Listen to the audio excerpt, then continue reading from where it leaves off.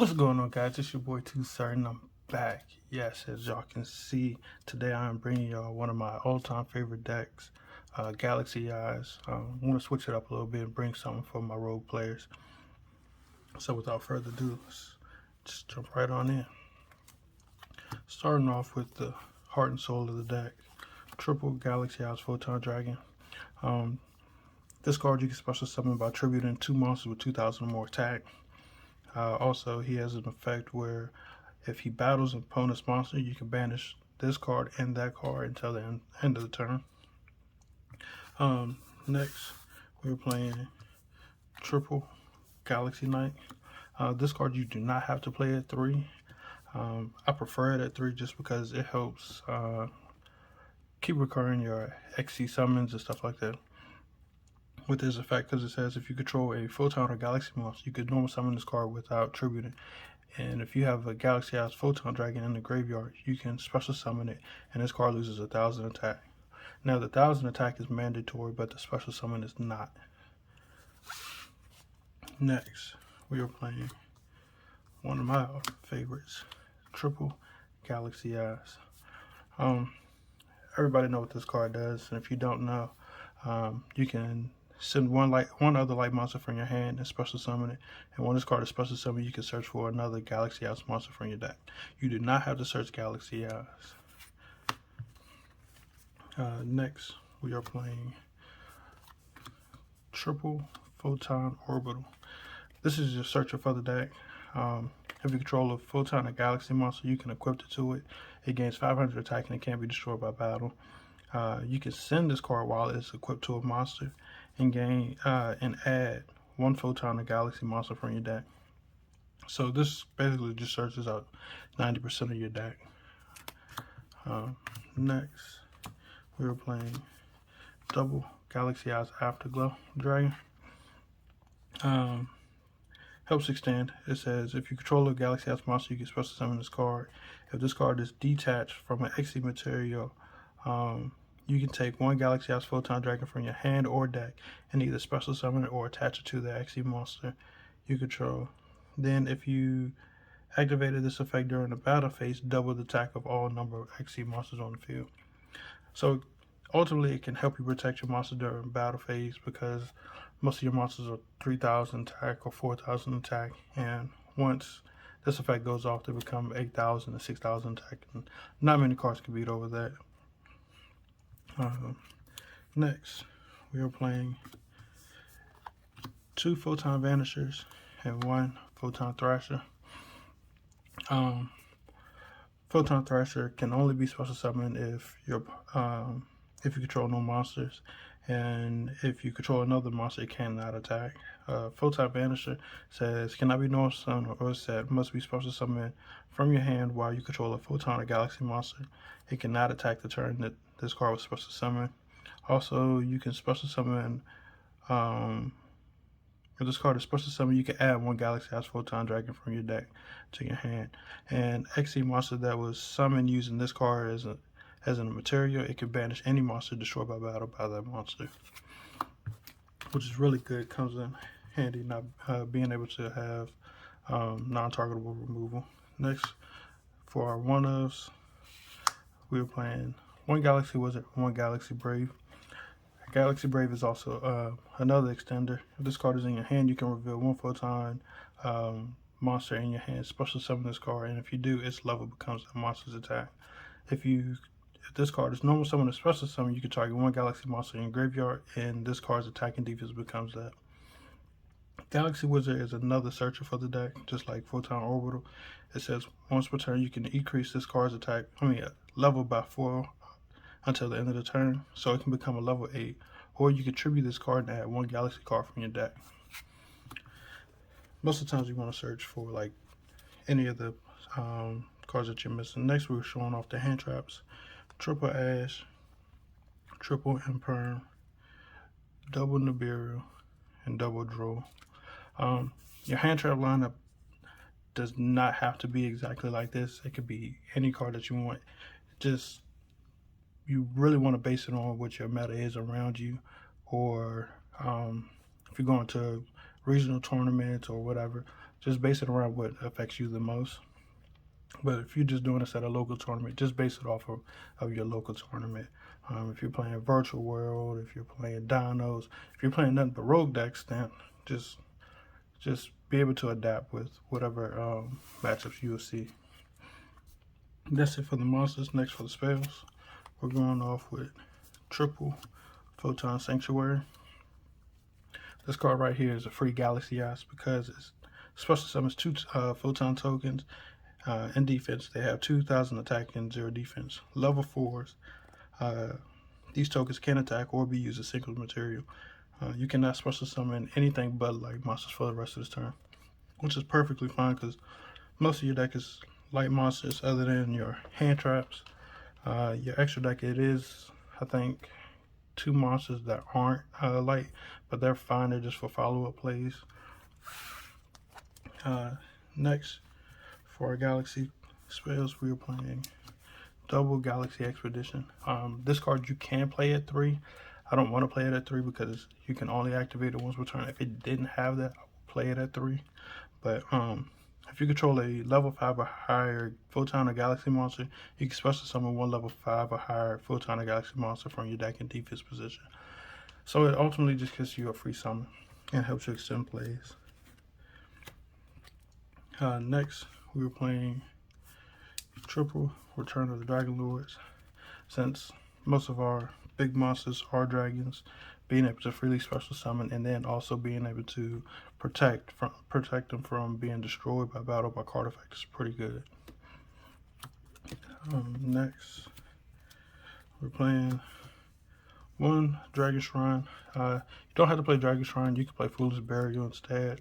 Only reason why I play Dragon Shrine is because most of the time the cards that I'm sending is Galaxy Eyes, Photon Dragon, so it didn't really matter which one I played. Next, we're playing double Cosmic Cyclone just for the back row hate a little bit. Triple Trade In, just a draw. Most of your deck is level 8s. I think you played 3, 6, 9, 10 level 8s. So being able to send them to the graveyard draw 2 is pretty fine.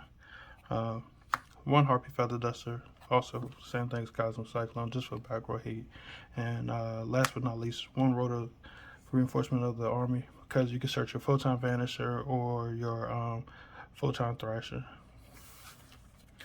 That's it for the main deck. It's pretty good. You can make some pretty good boards. Off to the extra deck, you are playing double Galaxy Eye Soul Flare. This card is pretty good. It says if this card is linked summon, you can target 1 Photon or Galaxy monster in your graveyard added to your hand. During your opponent's main phase, you can discard 1 Photon or Galaxy or 1 Galaxy Eyes Photon Dragon, then target 1 special summon monster your opponent controls, destroy it.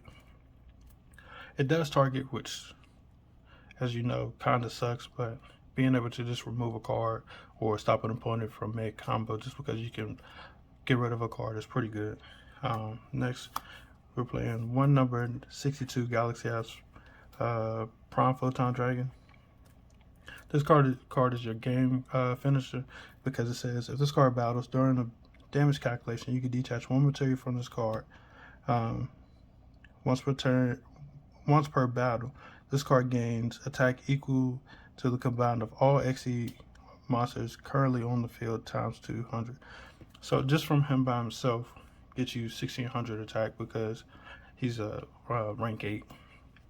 It says if this card in its owner's possession and its owner's control is destroyed by an opponent's card effect while it has a Galaxy House Photon Dragon as an extra material, you can special summon this card during your second standby phase.